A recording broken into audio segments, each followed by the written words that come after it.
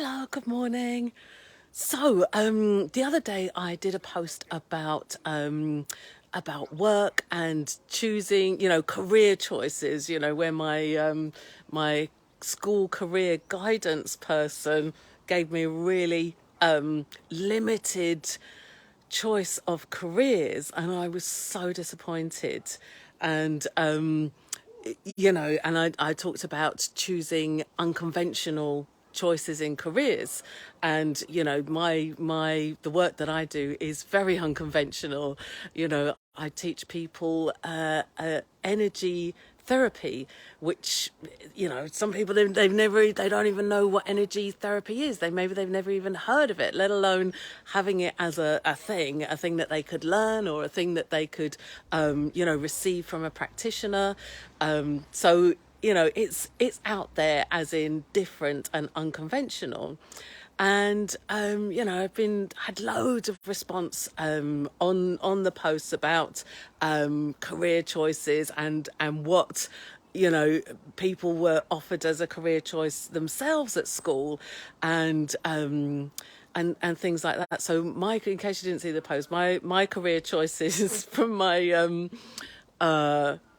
school career guidance person was, they suggested I could either be a nurse, or I could be a librarian, or be a teacher. That was it. And like, I could barely breathe in school. Like, the school environment did not, by the time I was about 15 when I got that advice, and by the time I was 15, I just could not bear to be in school second longer than I had to.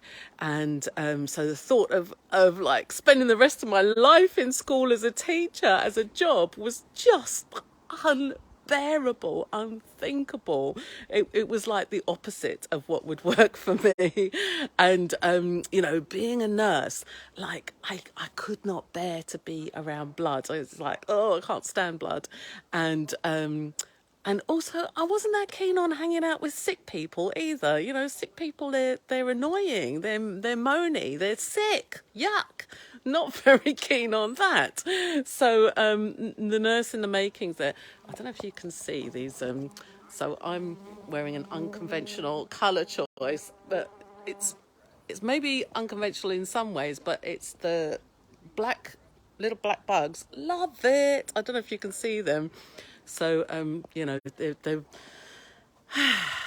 they're whether they're flying all around my face, which they have done, or like just landing on me here and there. Please excuse me if I get a little bit distracted. One's tickling my arm right now. Yeah, so unconventional. So what's the cost of unconventional choices? I was looking at one of the costs, particularly with unconventional career choices. So one of the costs of unconventional career choices is, often, if it's something completely different, often there's no set path to follow.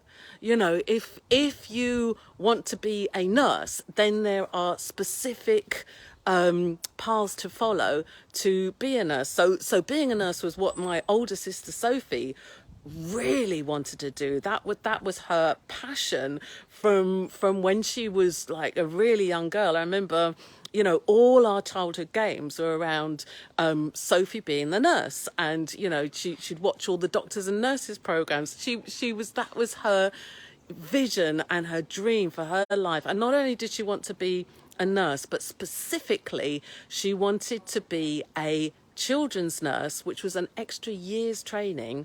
And she wanted to train at Great Ormond Street Hospital, the best children's hospital in the world, and particularly at that time, the most renowned.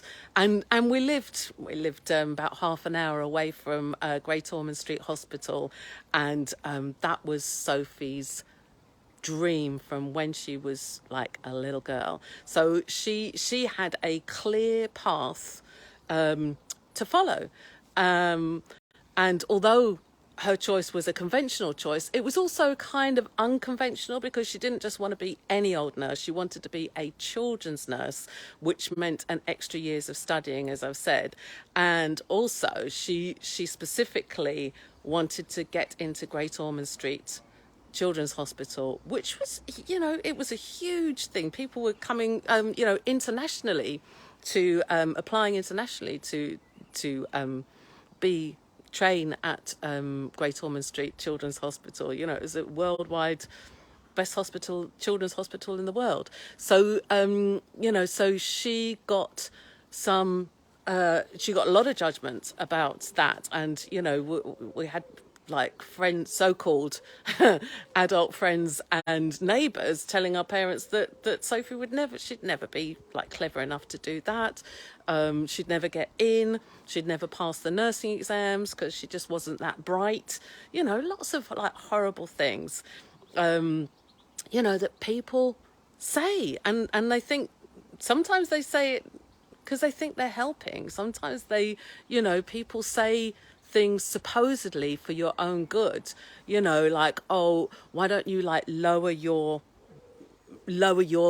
goals, lower your standards, and just become a nurse somewhere, somehow, anywhere where they might accept someone you as crap as you, basically.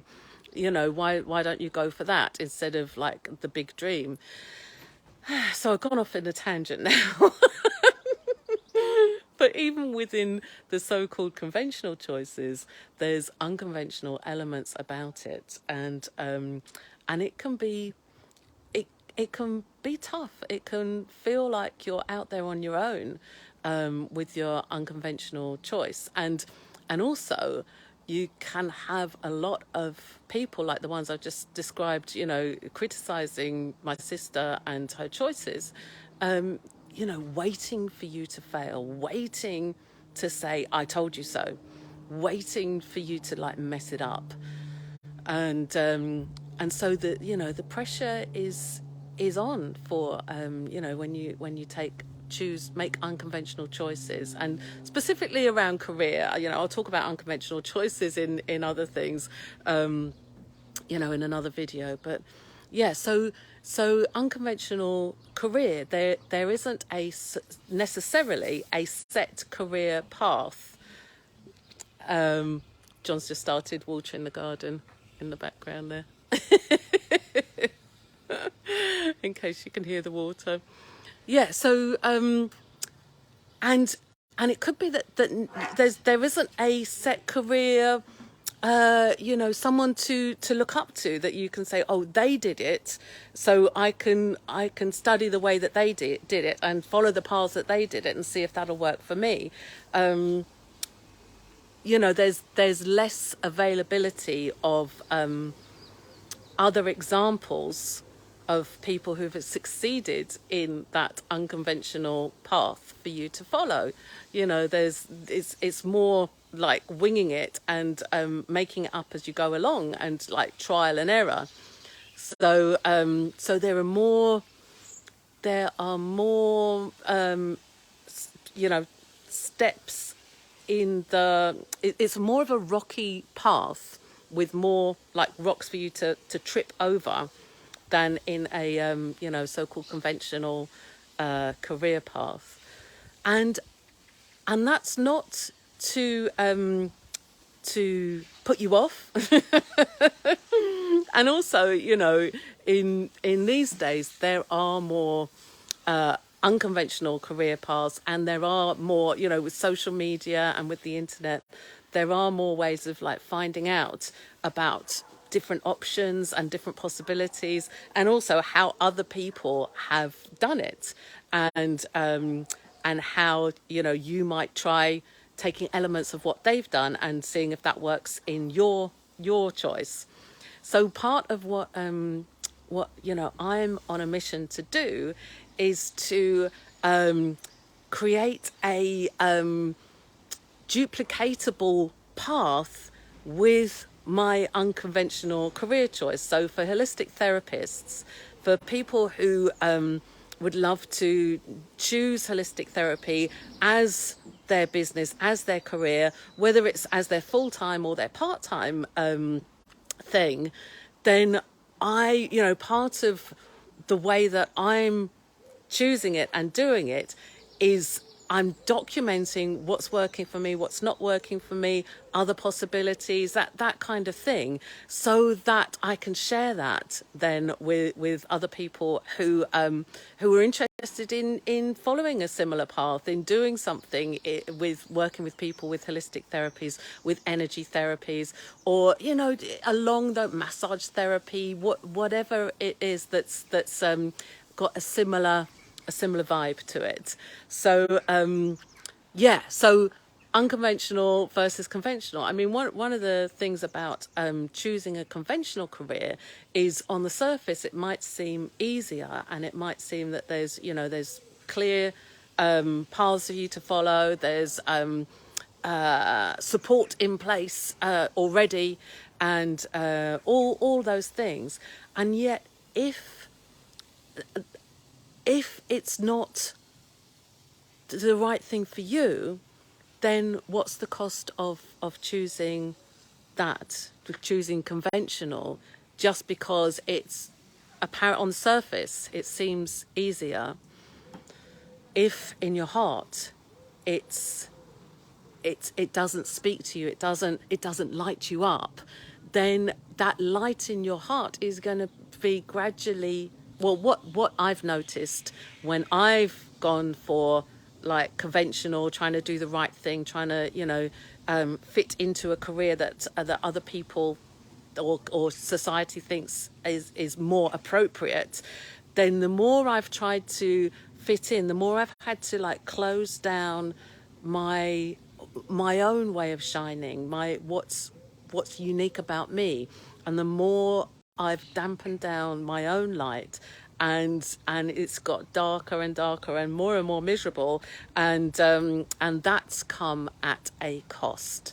It could be a health cost, a physical health cost, an emotional health cost, a happiness health cost, also like financial cost. Even in so one thing I noticed was in conventional work that I was doing, even if I was getting paid really good money for doing it, I never actually felt like I had any money. I never actually seemed to have money, because the financial cost of doing something that wasn't lighting me up meant that I was spending, ridiculous amounts of money on other ways that I might be able to light myself up, like alcohol, clothes, handbags, stuff that might make me feel better about myself.